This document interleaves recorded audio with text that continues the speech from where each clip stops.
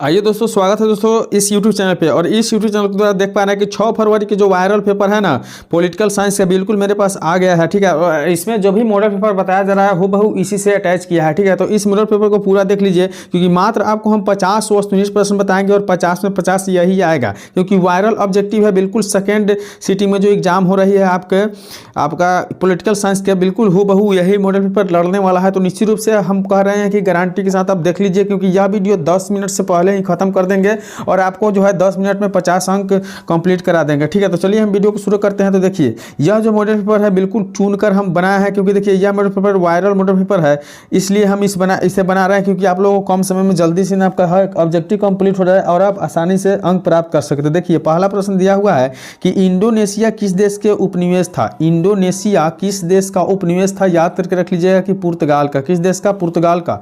अगली प्रश्न देख लेते हैं। 2 नंबर प्रश्न दिया हुआ है कि बर्मा किस देश का पुराना नाम है। बर्मा किस देश का पुराना नाम है, तो याद करके रखिएगा कि बर्मा जो है म्यांमार का पुराना नाम है।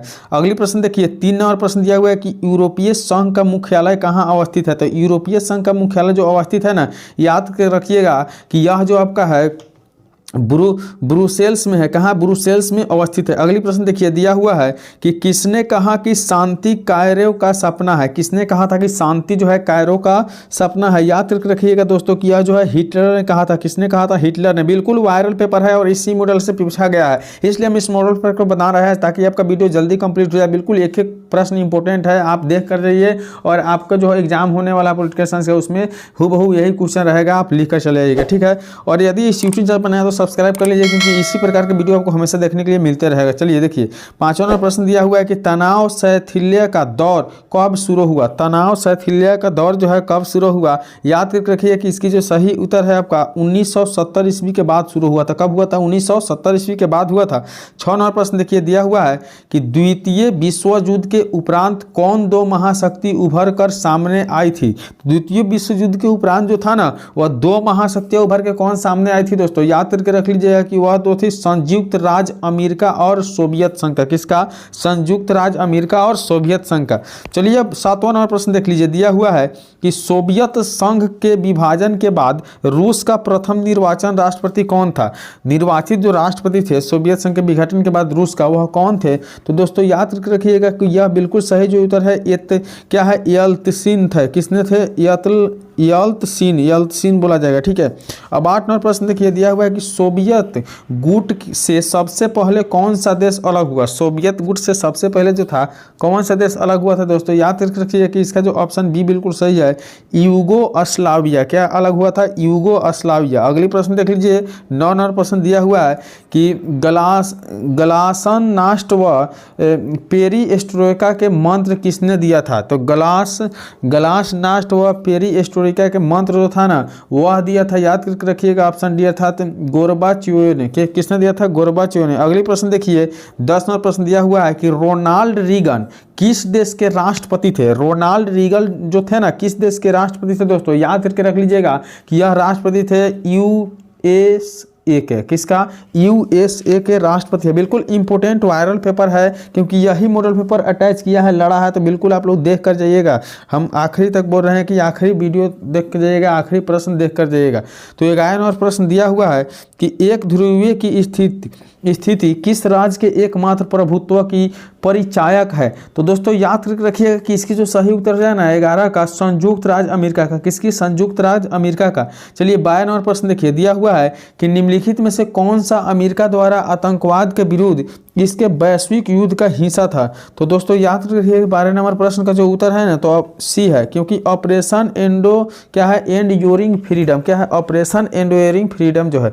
अब अगली प्रश्न देखिए दोस्तों, दिया हुआ है कि पूर्व के नए आर्थिक बाधों की कोटि में किसे रखा जा सकता है। तो इसका जो सही उत्तर है ना, तो पूर्व के नए आर्थिक बाधों की कोटि में रखा गया है, वह क्या है? तो दोस्तों याद रखिएगा, वह मलेशिया है। क्या है? मलेशिया है। अगली प्रश्न देख लीजिए दोस्तों, 14 नंबर प्रश्न दिया हुआ है कि किस देश के साथ भारत ने मित्रता व व्यापार की संधि की, जिसकी प्रस्तावना में पंचशील के सूत्र रखे हुए हैं।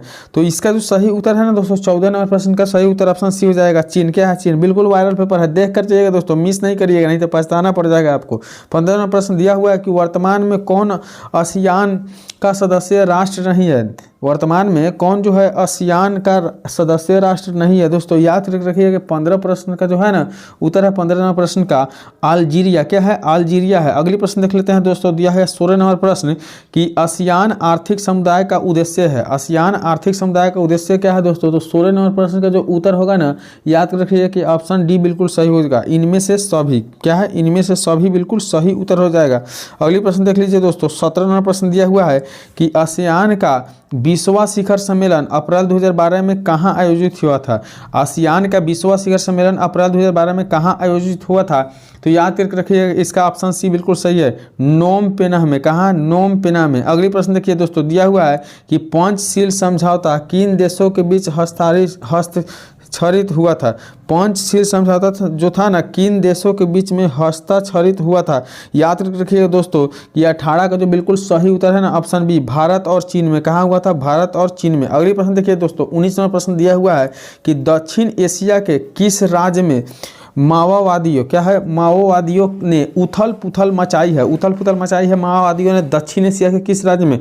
तो याद रखिएगा दोस्तों, इसका जो सही उत्तर हो जाएगा ना 19 का सही उत्तर आप लोग याद रखिएगा ऑप्शन डी अर्थात नेपाल में। किस में? नेपाल में। अगली प्रश्न देखिए, दिया हुआ है कि दक्षिण एशिया के किस देश के प्रधानमंत्री को उसके उत्तराधिकारी ने अपदस्थ कर फांसी की सजा दी? किसे? फांसी की सजा दे दी थी। तो 20 नंबर प्रश्न का जो सही उत्तर है ना दोस्तों, याद रखिएगा ऑप्शन सी बिल्कुल सही उत्तर है। क्या है? पाकिस्तान के। किसे? पाकिस्तान की। अगली प्रश्न देख लीजिए दोस्तों, दिया हुआ है कि निम्नलिखित में कौन सा देश सार्क का सदस्य है? कौन सा देश जो है ना सार्क का सदस्य है?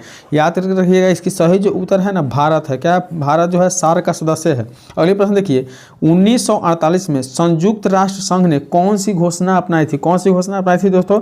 याद रखना है। तो यह जो घोषणा था ना, याद करके रखिएगा कि मानव अधिकार की सार्वभौम घोषणा थी। मानव अधिकार की क्या थी? सार्वभौम घोषणा थी। बिल्कुल, इसमें 22 प्रश्न बताए हैं और अगले वीडियो में आपको बाकी प्रश्न बताएंगे। तो वीडियो देखने के लिए धन्यवाद। चैनल पर पहली बार आए हैं तो सब्सक्राइब करके बेल आइकन को जरूर प्रेस कर दीजिएगा। चलिए मिलेंगे अगले वीडियो में, तब तक के लिए बाय।